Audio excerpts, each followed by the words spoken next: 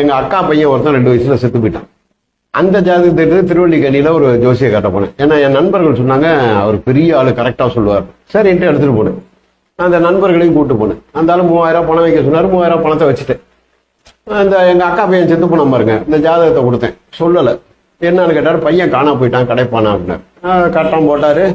அங்கே 4ல் சந்திரன் இருக்கான், 7ல் ராகு இருக்கான், 3ல் பூமாதேவி இருக்கான்னு எதையோ புருடா பொய் தானே எதையோ சொன்னார். சொல்லிட்டு பையனுக்கு வந்து 24 வயசு ஆகுது, 3 வருஷம் கழிச்சு வருவான், கல்யாணம் பண்ணி மனைவி மக்களோட வருவான், நீங்கள் அன்பா சேர்த்துக்கிட்டீங்கன்னா ஃபாரின் போய் சம்பாதிப்பானார். ரொம்ப நன்றின்னு சொல்லி 3000 எடுத்து பையில வச்சேன். ஏங்க அப்படின்னார், இந்த ஜாதகம் வந்து எங்கள் அக்கா பையன் 2 வயசுல செத்து போனான், என் ஃப்ரெண்டு வந்திருக்காங்க, இவங்களுக்கெல்லாம் தெரியும் எங்கள் அக்கா பையன் செத்தது.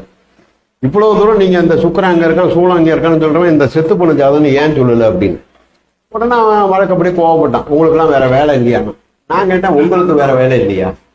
ஏன் இப்படி மக்களை ஏமாற்றி 3000 5000 சம்பாதிக்கிறீங்க? இன்னைக்கு ஒருத்தர் வயலில் வேலை செய்கிறாருன்னா 500 ரூபா சம்பளம் கிடையாது, 200 ரூபா 300 ரூபா கொடுக்குறாரு உழைக்கிற மக்கள்.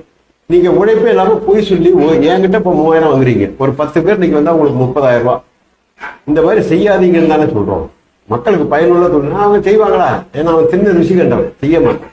அதனால அவன் மேலே தப்பு கிடையாது. போற நீங்க தயவு செஞ்சு உங்க அண்ணன் தங்கச்சி ஜாதகம், அதாவது சித்தப்பா பெரியப்பா இருக்கும்ல, அண்ணன் தங்கச்சி ஜாதகத்தை எடுத்துட்டு போங்க.